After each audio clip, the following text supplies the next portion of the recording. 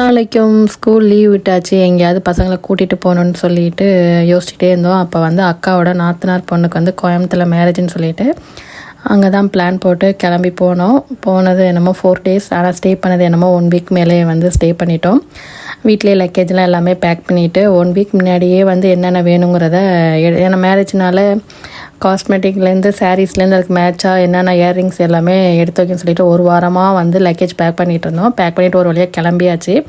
Evening ஒரு 4 o'clock தான் கிளம்புனோம். வீட்டை விட்டு வெளியே வந்து பஸ் ஸ்டாண்டில் காரில் ஏறினோடனே வந்து ஆட்கள் அதிகம், லக்கேஜ் அதிகம்னு சொன்னோடனே மச்சான் பார்த்தாங்க டயரில் காற்று இல்லை, காற்றடிச்சிட்டு போகலான்னு சொல்லிட்டு காற்று கடைக்கு தான் நிப்பாட்டினோம். அங்கே சேஞ்ச் இல்லைன்னு சொன்னாங்க. அதோட வந்து பசங்களுக்கு வந்து சுட சுட பஜ்ஜியும் போட்டிருந்தாங்க, வெங்காயம் பக்கோடா அதெல்லாம் போட்டு சூடாக வாங்கிட்டு டீயும் குடிச்சிட்டு அங்கேருந்து கிளம்பியாச்சு. கரெக்டாக வந்து ஏறி உட்காந்து கொஞ்சம் நேரத்தில் வந்து டக்குன்னு திருச்சியுமே வந்துருச்சு. அப்படியே பேசிக்கிட்டே போனோன்னா அடுத்த பசி ஆரம்பிச்சிருச்சு. ஒரு மணி வந்து ஒரு 7 மணி இருக்கும்.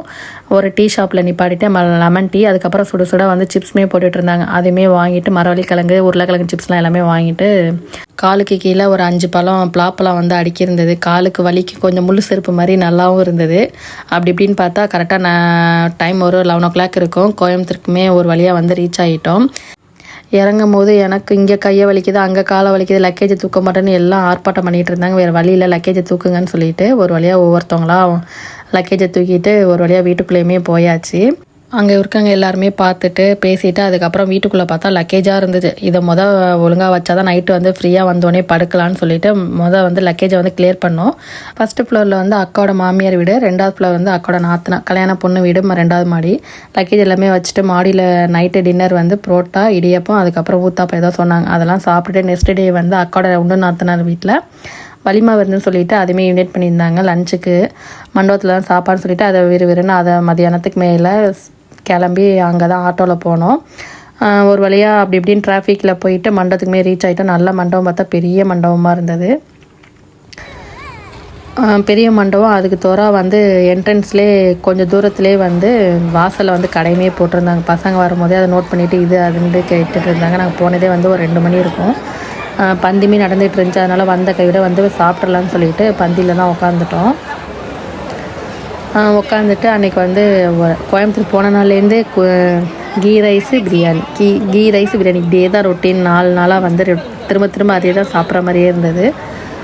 ஒரு வழியாக சாப்பிட்டெல்லாம் முடிச்சுட்டு பாப்கார்ன், ஐஸ்கிரீம்லாம் கொடுத்துட்டு இருந்தாங்க. நாங்கள் போனதே லேட்டாக. பசங்க மண்டியில் கையை வச்சுக்கிட்டு நமக்கு எதுவுமே இல்லையேடா அப்படிங்கிற மாதிரி பசங்க ரொம்ப சேடாக பார்த்துட்டு இருந்தாங்க.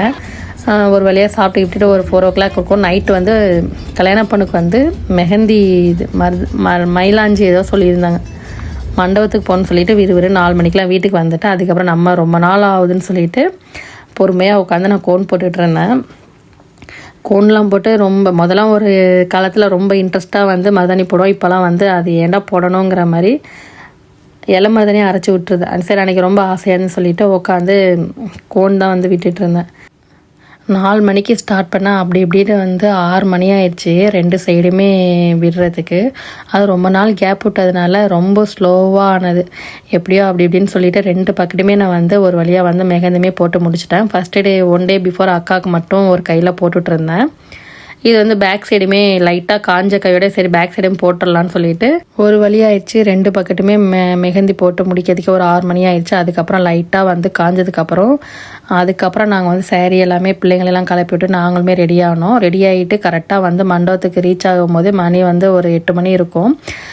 அக்காவும் ஃபஸ்ட்டு போகலான்னு பார்த்தா அவளுமே ஃபஸ்ட்டு போக முடியல. எல்லாருமே ஒன்றா தான் வந்து இறங்கணும். அதுக்கடியில் வந்து எல்லாருமே ஃபோன் அடிக்க ஆரம்பிச்சிட்டாங்க, எங்கே ஆளை காணோம் அப்படின்னா கூட மண்டபத்தில் நிறைய பேர் வந்திருப்பாங்கன்னு சொல்லிட்டு வந்து பார்த்தா நாங்கள் தான் ஃபஸ்ட்டு ஃபேமிலியில் உள்ளவங்க தான் இருந்தோம். அதுக்கப்புறம் தான் கொஞ்சம் 9 மணிக்கு மேலே தான் கூட்டமே வர ஆரம்பிச்சிருச்சு. மண்டபத்து வாசல்லே வந்து பொண்ணோட அம்மாவும் அத்தாவும் தான் வெல்கம் பண்ணிக்கிட்டு வாசல்லே நின்றுட்டு இருந்தாங்க. அதுக்கப்புறம் இறங்கிட்டு பசங்க ஃபஸ்ட்டு உள்ளார என்ட்ரு ஆனாங்க. வாசல்லே வந்து பொண்ணோட பேரும் மாப்பிள்ளையோட பேரும் வந்து டேட்டோட போட்டு மேரேஜ் இது போட்டிருந்தாங்க. அதை கொஞ்சம் நேரம் படித்து பார்த்துட்டு அதுக்கப்புறம் வந்து மண்டபத்துக்குள்ளே உள்ளார போனோம். மண்டபம் பார்க்க ரொம்ப சூப்பராகவும் இருந்துச்சு. ஸ்டேஜ் டெக்கரேஷனுமே சொல்லவே வேணாம், அவ்வளோ சூப்பராக லைட்லாம் போட்டு நல்லா டிஃப்ரெண்ட்டாக நல்லா இருந்தது. பார்க்கவுமே எனக்கு வந்து ரொம்பவே பிடிச்சிருந்துச்சி. அப்போ வந்து நாங்கள் போய் கொஞ்சம் நேரத்தில் வந்து பொண்ணோட ஷூட் வந்து நடந்துகிட்டு இருந்துச்சு. மெஹந்தி இதுக்கு அந்த லெஹங்கா போட்டிருந்தாங்க, அதை வச்சு வந்து ஃபோட்டோ ஷூட் நடந்துகிட்டு இருந்தது. அதுக்கப்புறம் வந்து நாங்களாம் உட்காந்துட்டு அப்போ தான் ஆட்கள் ஒவ்வொருத்தவங்களாம் வர ஆரம்பித்தாங்க. அதோட வீட்டில் இருக்க குட்டீஸ்லாம் போயிட்டு பொண்ணு கூட இருந்து நான் ஃபோட்டோஸ் எடுக்கிறேன்னு சொல்லிட்டு அவங்க கூட உட்காந்து ஃபோட்டோஸ்லாம் எடுத்துகிட்டு இருந்தாங்க. அதுக்கப்புறம் நிறைய ஸ்டேஜில் ரொம்ப நெருங்கின ஃபேமிலிஸ் எல்லாருமே நின்று ஒவ்வொரு ஃபேமிலியாக வந்து ஃபோட்டோஸ் எடுக்க ஆரம்பித்தாங்க. அப்போ கொஞ்சம் லேட்டாக வந்து மெஹந்தியுமே வச்சுட்டாங்க. அப்படி இப்படின்னு பார்த்தா டைம் வந்து கரெக்டாக 11 மணி மேலே தாண்டிடுச்சு. அப்புறம் லாஸ்ட்டாக எல்லோரும் சாப்பிட்டு போனதுக்கப்புறம் ஃபேமிலி மெம்பர்ஸ் மட்டும் உட்காந்து சாப்பிட்லான்னு சொல்லிட்டு அப்போ தான் வந்து உட்காந்து சாப்பிட ஆரம்பித்தா. அன்றைக்கி நைட்டுக்கு வந்து குஸ்கா, பெப்பர் சிக்கன், அதுக்கப்புறம் தால்ச்சா, அதுக்கப்புறம் வந்து ஒரு துவையல் மாதிரி வச்சுருந்தாங்க. அதுதான் அன்றைக்கி வந்து நைட்டு டின்னருமே இருந்தது. டைம் பார்த்திங்கன்னா கரெக்டாக 11 கிட்ட ஆயிடுச்சு. ஒரு வழியாக சாப்பிட்டுட்டு முடிச்சுட்டு வெளியே ஆகிட்டோம். டைம் பார்த்திங்கன்னா ஒரு 11:30 மேலே இருக்கும். மண்டை ஊற்றுட்டு வெளியே வந்துட்டோம். வெளியே வந்த கையோடையே கொஞ்சம் நேரம் வந்து வாசல்லையுமே கொஞ்சம் நேரம் நின்று ஃபேமிலி எல்லோரும் உட்காந்து பேசிக்கிட்டு இருந்தோம். பேசிவிட்டு அதுக்கப்புறம் வாசலில் காரை ஒரு 2 hours 3 hours தான் வாசலில் கார் கிடந்தோம். அதுக்குள்ளே காருக்கு மேலே இலையாக கிடந்து காரை குப்பையான மாதிரி போயிடுச்சு. அதோட வந்து வீட்டுக்குமே வந்து இறங்கியாச்சு. வீட்டில் பார்த்தோன்னா லைட் செட்லாம் போட்டு நல்லா பார்க்கவுமே நல்லா அந்த பில்டிங்கே நல்லா இருந்தது. சரி வாங்க சீக்கிரம் கிடன்னு போங்க, அப்போ தான் முன்னாடியே படுத்தா தான் காலைல எந்திரிக்கலான்னு சொல்லிட்டு பசங்க வீட்டுக்கு போயிட்டு படுக்க வச்சுட்டு இருந்தோம். பார்த்தா காலமாக கை ஒரு மாதிரியே கை விரிக்காமல் இப்படியே ஒரு மாதிரியே வச்சுருந்தேன். என்ன காலமாக பண்ணியிருக்கேன், நான் மருதாணி போட்டிருக்கேன், இதென்ன வித்தியாசமாக போட்டிருக்கீங்க அப்படின்னு சொல்லிட்டு இருந்தோம். இங்கே அப்படி தான் போடுவோம் அப்படின்னு சொல்லிட்டு இருந்தாங்க. அதோட எந்திரிச்சு காலையில் ஏர்லியாகவே எந்திரிச்சு மேரேஜுக்குமே கிளம்பியாச்சு. கிளம்பி கார்லேயும் ஏறிட்டு மண்டபத்துக்குமே போய் இறங்கி வெல்கம் ஜூஸ் தான் அங்கே வாட்டர்மெலன் ஜூஸ் வச்சுருந்தாங்க. அதை போனோடனே பசங்க வந்து கப்பில் வந்து வாங்கிட்டு இருந்தாங்க. வாங்கி திரும்புகிறோம். டக்குன்னு பார்த்தீங்கன்னா எங்கள் தங்கச்சி மச்சான் எல்லாருமே தேவகோட்டிலேருந்து வந்திருந்தாங்க. அவங்க நைட்டே 3 மணி போல் வந்து ஸ்டே பண்ணிட்டாங்க, ரூமில் வந்து ஸ்டே பண்ணாங்க. கரெக்டாக நாங்களும் வந்து இறங்குறோம், அவங்களுமே கரெக்டாக வந்தாங்க. அதுவுமே மச்சானை பார்த்தோன்னா பசங்களுக்கு ரொம்ப ஹாப்பியாக இருந்துச்சு. எல்லாம் ஓடி வந்துருச்சு ஆதிலத்தான்ட்டு. மச்சானுமே அந்த மாதிரி பிள்ளைங்கிட்ட அவ்வளோ க்ளோஸாக இருப்பாங்க. பிள்ளைங்க ஆதிலத்தா இருந்தால் போதும், பிள்ளைங்க வந்து நவராது, அவங்களே சுற்றிக்கிட்டு தான் இருப்பாங்க. அதுக்கப்புறம் இவங்க தான் ஹைலைட்டு. அதில் கண்ணாடிலாம் போட்டு பாட செட்லாம் போட்டு ரொம்ப அழகாக இருந்தாங்க. அதோட பசங்க ஓடி போயிட்டு அவங்க சுமையம்மாக்கும் அவங்க அத்தாக்கும் வந்து ஜூஸ் வாங்கிறதுக்காக போயிட்டாங்க. ஜூஸ் குடிங்கத்தான்ட்டு ஒரு வழியாக வந்து மண்டபத்துக்குள்ளாருமே வந்துட்டோம். மாப்பிள்ளை மட்டும் ஸ்டேஜில் உட்காந்தாங்க. நாங்கள் ஸ்ட்ரைட்டாக வந்து மாடிக்கு போயிட்டோம். மாடிக்கு போயிட்டு ஃப்ரீயாக இருக்கலாம் அப்படின்னு சொல்லிட்டு கொஞ்சம் வந்து மாடியில், ஏன்னா கீழே அதுக்கப்புறம் கூட்டம் அதிகமாகிரும், நம்ம மாடியிலேயே உட்காந்துருப்போம்னு சொல்லிட்டு நாங்கள் எல்லோரும் மாடிக்கு போயிட்டு கொஞ்சம் ஃபோட்டோலாம் எடுத்துக்கிட்டு இருந்தோம். ஏன்னா வீட்டில் ஹரிபரியாக கிளம்பி மண்டபத்துக்கு வந்ததுனால ஃபோட்டோலாம் அதிகமாக எடுக்கலை. அதுக்கப்புறம் அங்கே உட்காந்து ரீல்ஸ் பண்ணிக்கிட்டு ஃபோட்டோஸ்லாம் எடுத்துக்கிட்டு அப்படியே ஒரு ஃபன் மாதிரி பண்ணிக்கிட்டு இருந்தோம். அதோட வந்து கீழே வந்து நிக்காலாம் ஓதி முடிச்சுட்டு மாடியில் வந்து பொண்ணுக்கிட்ட வந்து கையெழுத்து வாங்கிறதுக்காக வந்தாங்க. அதோட கையெழுத்துலாம் வாங்கிட்டு அப்போ தான் வந்து மாப்பிள்ளையும் பொண்ணுமே வந்து நேரில் வந்து பார்த்துட்டு அதுக்கப்புறம் எங்கள் ஊர்லலாம் வந்து மகர் செயின் வேறு லேடிஸ் ஒருத்தவங்க போடுவாங்க. இந்த ஊரில் வந்து மகர் செயின் வந்து மாப்பிள்ளையே கொண்டு போய் கழுத்தில் போடுறாங்க. அது கொஞ்சம் ஒவ்வொரு ஊருக்கும் கொஞ்சம் டிஃப்ரெண்ட்டாக இருந்தது. ஃபைனலாக நிக்காவும் முடிஞ்சிருச்சு. ஃபோட்டோஸ்லாம் எல்லாருமே வந்து பொண்ணு மாப்பிள்ளை கூட உட்காந்து ஃபோட்டோஸ்லாம் எடுத்துகிட்டு டைம் பார்த்திங்கன்னா ஒரு 3 o'clock இருக்கும். வாங்க சாப்பிட போகலான்னு சொல்லிட்டு கீழே வந்து பசங்களுமே பசி வந்துருச்சுன்னு சொல்லிட்டு வாங்க போய் சாப்பிடலான்னு சொல்லிட்டு எல்லோரும் ஒன்றா வந்து சாப்பிட உட்காந்தாச்சு. அன்றைக்கி வந்து மெனு பார்த்திங்கன்னா மட்டன் பிரியாணி, சிக்கன் 65, அதுக்கப்புறம் ரைத்தா, பூசணிக்காயில் வந்து ஸ்வீட் மாதிரி பண்ணியிருந்தாங்க. அது கொஞ்சம் டிஃப்ரெண்ட்டாக நல்லா இருந்தது. அதையுமே சாப்பிட்டுட்டு மச்சானுமே சொன்னாங்க டேஸ்ட் நல்லாயிருக்கு, வித்தியாசமாக இருக்குது அப்படின்னாங்க. கடைசியாக வந்து டைம் ஆயிடுச்சு. பொண்ணை வந்து இப்போ மாப்பிள்ளை வீட்டுக்கு கூட்டிகிட்டு போகிறாங்க. பொண்ணு வந்து அழுதுகிட்டே எல்லாத்தையும் போயிட்டு வரேன்னு சொல்லிட்டு இருந்தேன். அதோட வந்து அந்த ஊரில் வந்து பொண்ணு கூட்டிகிட்டு போகும்போது மாமன் சேரீ வந்து கழுத்தில் போடுவாங்க, தாய் மாமன் சொல்லிட்டு. அதில் வந்து எங்கள் மச்சான் ஒரு ஆளா, அவங்க அண்ணன் ஃபஸ்ட்டு போட்டாங்க, 2வது வந்து எங்கள் மச்சான் போட்டாங்க. சேரீயை கழுத்தில் போட்டு அது ஒரு ஃபார்மாலிட்டி மாதிரி பண்ணாங்க. அதெல்லாம் போட்டு கடைசியாக வந்து பொண்ணு மாப்பிள்ளையுமே அழைச்சிட்டு காரில் வந்து ஏறிட்டு அதுக்கப்புறம் அங்கே கொஞ்சம் நேரம் எல்லோரும் ஃபேமிலியாக எல்லோரும் ஒன்றா உட்காந்து வழி அனுப்பிக்கிட்டு அது கொஞ்சம் இதாக கஷ்டமாக இருந்துச்சு. கல்யாணம் பண்ணி மாமியார் வீட்டுக்கு போகும்போது அது எல்லாேருக்கும் உள்ளது தானே. பொண்ணு மாப்பிள்ளை அந்த பக்கத்து போனதுக்கப்புறம் நாங்கள் இந்த பக்கத்து என்ன பண்ணோன்னா மண்டபத்து வாசல்லே மெல்பர்ன் வந்து சாக்லேட்டு இப்போ எங்கள் பார்த்தா இன்ஸ்டாவில் ரொம்ப ஃபேமஸாக இருக்கா, இது சாப்பிட்டே ஆகுன்னு சொல்லிட்டு நாங்கள் வந்து கடைக்கு தான் உள்ளார வந்தோம். உள்ளார வந்துட்டு என்ன ஒரு 3 இது கிட்ட ட்ரை பண்ணலான்னு சொல்லிட்டு ஒரு 3 டிஷ் கிட்ட ஆர்டர் பண்ணியிருந்தோம். அது நேமே பார்க்கவே வித்தியாசமாக இருந்தது. கேஷ்நட்டு, பிஸ்தா, அதுக்கப்புறம் வந்து ஓட்ஸு, சாக்கோ சிப்ஸ் மாதிரி ஏதோ போட்டிருந்தாங்க. வாங்கிட்டு வந்து ஃபோட்டோஸ் தான் எடுத்துகிட்டு 2 வாய் தான் எடுத்து வச்சோம். அதுக்குள்ளே மச்சான் வந்து டைம் ஆயிடுச்சு வரீங்களா இல்லையான்னு சொல்லி காரை வச்சுட்டு ஹார்ன் அடிச்சுக்கிட்டே இருந்தாங்க. வேகமாக ஆளுக்கு ஒவ்வொரு வாய் வச்சுட்டு அதோட வந்து கார்லேயுமே ஏறி உட்காந்தாச்சு. இதில் என்ன ஒரு காமெடினா, என் பையன் சாப்பிட்டோடனே சின்னவன் வந்து அவங்க சினந்தா கூட வந்து ரூமுக்கு தூங்க போயிட்டாரு. தூங்க போனோன்னா அவங்க 2 பேரும் நல்லா தூங்கிட்டாங்க. இவருக்கு வந்து தூக்கம் வரல. தூக்கம் வராதோட எங்களுக்கு ஃபோன் அடித்து என்னை வந்து கூட்டிகிட்டு போங்க, எனக்கு போர் அடிக்குதுப்பா அப்படின்னு சொல்லிட்டு ஃபோன் அடித்து கெஞ்சிக்கிட்டு இருந்தாங்க. அதுக்கு எங்கள் அக்கா ஃபோனில் எப்படிலாம் கலாய்ச்சாலும் அந்த அளவுக்கு என் பையனை போட்டு ரொம்ப ஒரு வழி பண்ணிட்டாங்க. ஹலோ ஹலோ ஹலோ வந்தியா? ஹலோ ஹலோ ஏன்டி என் பிள்ளைய போட்டு படுத்துறீங்க? Hello hello hello hello hello hello hello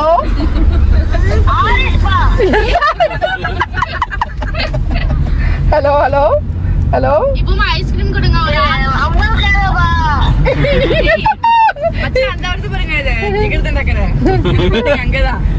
ஏய் கிரில்ல சொல்லிருக்கியா இல்லையாடி? என்னடி இவ்வளவு நேரம் அது கிரில் வர்றதுக்கு? ஹலோ ஹலோ உன்னை யாரு போக சொன்னா? இதெல்லாம் வீடியோ கால்ல போட்டு வச்சிருந்தான். உன்னை யாரு போக சொன்னா? போவாதன்னு சொன்னா அத்தெல்லாம் போய் ரூம்ல தூங்குவாங்க. நீ போவாத. ஹக்கீமாமா நச்சரிச்சு கூட்டிட்டு வந்துரு. கம்மியா போட சொன்னா போடுறேன். ஆதிலத்தா நச்சரி அவ்வளவு எந்திரிங்கன்னு சொல்லு. என்ன இப்ப எவ்வளவு சொன்னேன்?